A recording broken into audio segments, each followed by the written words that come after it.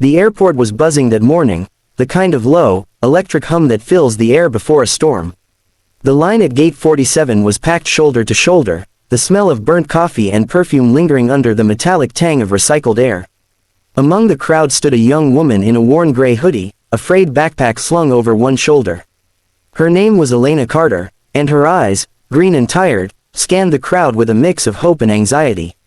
She had just buried her father the day before, the man who taught her to dream big, to fight hard, to never let the world decide her worth.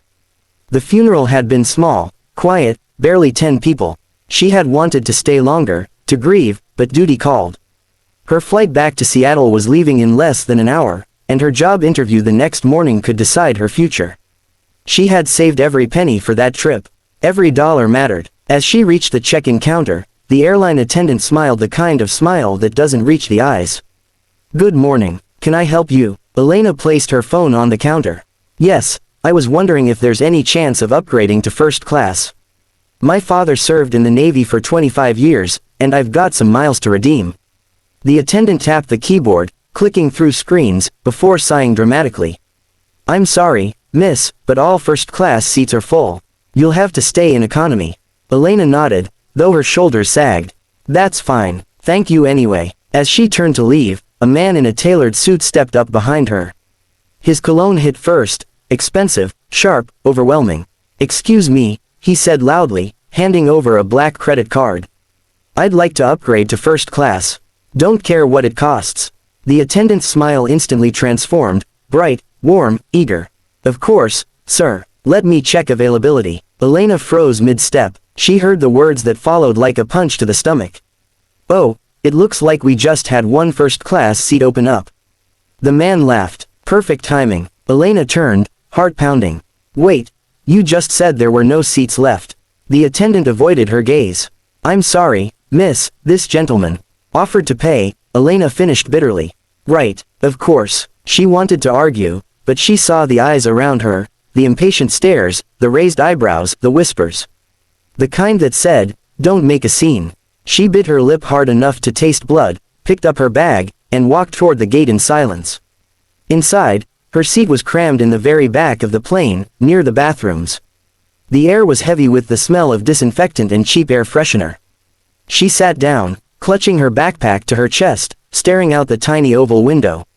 As the minutes ticked by, the flight attendants began their pre-boarding checks. The man from the counter strutted down the aisle toward first class, smug grin in place. He passed Elena without so much as a glance. She forced herself to breathe slowly, in and out. It wasn't about the seat, she told herself. It was about how she had been treated, dismissed, ignored, looked down on like she didn't belong. The PA system crackled. "Ladies and gentlemen, we'll begin boarding shortly. Please have your tickets ready." Then came another announcement, one that caught everyone's attention. "Captain Miller will be flying us today. A decorated Navy SEAL pilot with over 3,000 flight hours. Please give him your attention for a brief word." A voice came over the intercom, deep, calm, confident. "Good morning, folks. This is Captain Miller. We've got a smooth flight ahead, clear skies most of the way. Sit back, relax, and we'll get you there safely." Elena blinked. SEAL pilot. Her father used to tell stories about the SEALs.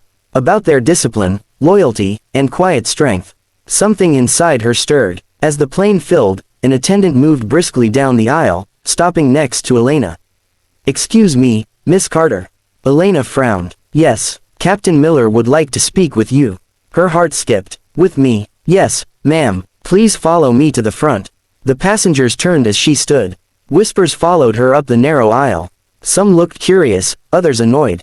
The man in the suit glanced up from his champagne glass with mild irritation. When she reached the cockpit door, the attendant gestured for her to step closer. The door opened, and there he was, Captain Jack Miller. Mid-40s, tall, sharp blue eyes that seemed to see straight through you. His uniform was crisp, but his demeanor was relaxed, almost warm. "You're Elena Carter, right?" he said, offering his hand. "You were at the counter earlier." She shook his hand, surprised by the firm, steady grip. "Yes, sir. I didn't realize anyone noticed." He smiled faintly. "I did. I also noticed how that attendant treated you. And I overheard you mention your father served in the Navy." Her voice softened. "Yes, Chief Petty Officer Thomas Carter. He passed away last week. Miller's expression changed, a flicker of respect, then sadness. I knew Tom Carter. Alina's breath caught. You knew my dad. He nodded slowly. I served under him when I was a rookie. He was one of the best men I ever met. Saved my life once, actually, pulled me out of the water during a training op in the Gulf. Her eyes welled up. She had never heard that story. Your dad was a hero, Miller said quietly. And I won't have his daughter sitting in the back of my plane being treated like she doesn't belong. He gestured toward the cockpit. How would you like to sit up front for takeoff? Alina's mouth fell open. Are you serious? As serious as the sky, he said with a half smile. There's an auxiliary seat behind me. You'll get the best view in the house. The attendant nearby hesitated. Captain, regulations. Miller cut her off gently but firmly. I'll handle it. He turned back to Elena. Your father believed in giving people a chance when no one else would. I figure it's my turn to return the favor. Tears blurred her vision as she nodded.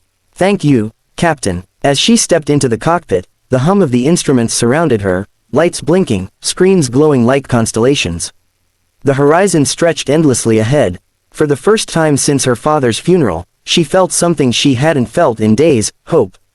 Outside, passengers murmured in confusion, wondering why a young woman in a hoodie had just been invited into the cockpit.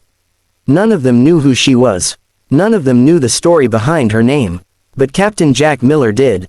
And before the engines roared to life, he leaned slightly toward her and said quietly, Your father once told me, if you ever meet my little girl, make sure she flies higher than I ever could. Looks like I'm just keeping my promise. The engines thundered, the plane began to roll, and as the city lights disappeared below, Elena Carter sat in the cockpit, not in first class, but beyond it. The cockpit glowed in soft amber and blue lights as the engines hummed beneath them. Elena sat still, her hands gripping the edges of the seat behind Captain Jack Miller, trying to absorb everything she was seeing.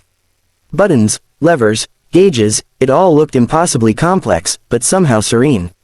The kind of organized chaos that demanded both intellect and courage. Captain Miller adjusted a few switches, his movements calm and precise. Most people think pilots just fly, he said over his shoulder. But it's really about reading the weather, the air, the aircraft. You learn to listen before you act. Elena smiled faintly. My dad used to say something like that about life. Miller glanced back at her. Yeah, sounds like him. The flight crew checked in over the radio, their voices crisp and routine. Outside, the runway lights glimmered in perfect lines through the cockpit window. Elena could feel the plane vibrating with restrained power. She watched Miller, fascinated by how controlled he was, every motion deliberate, every word calm. Ready for takeoff, the co-pilot confirmed. Copy that, Miller replied, pushing the throttles forward. The roar of the engine surged through her bones. The plane gathered speed, faster and faster until the ground blurred. And then, the lift. The sudden, breathtaking sensation of leaving the earth behind. Elena's stomach dropped, but she couldn't stop smiling. Welcome to the sky, Miss Carter, Miller said with a grin, hands steady on the controls. Not quite first class, but I think you'll find the views better. Through the wide windshield, the world opened up into a sea of light. The city below shimmered like molten gold, fading into a horizon painted with streaks of pink and orange. Elena leaned forward, eyes wide. It's beautiful, she whispered. Miller nodded. It always is, if you remember to look. For a while, neither of them spoke. The soft buzz of radio chatter and the low rumble of engines filled the silence. Elena found herself watching the way Miller worked, scanning instruments, checking systems, glancing at the horizon. He looked so completely at home there, like the sky itself trusted him. Finally, he spoke again.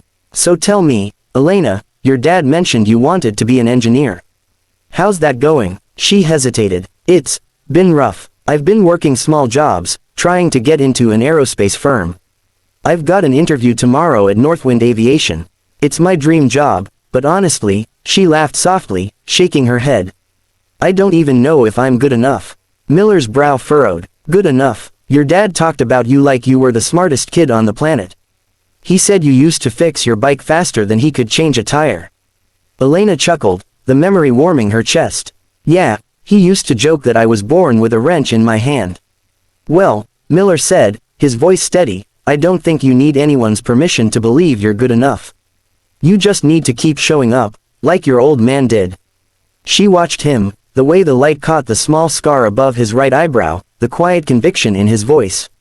There was something deeply grounding about him, the kind of strength that came from surviving things most people never could. As they climbed higher, clouds began to drift past like soft ghosts.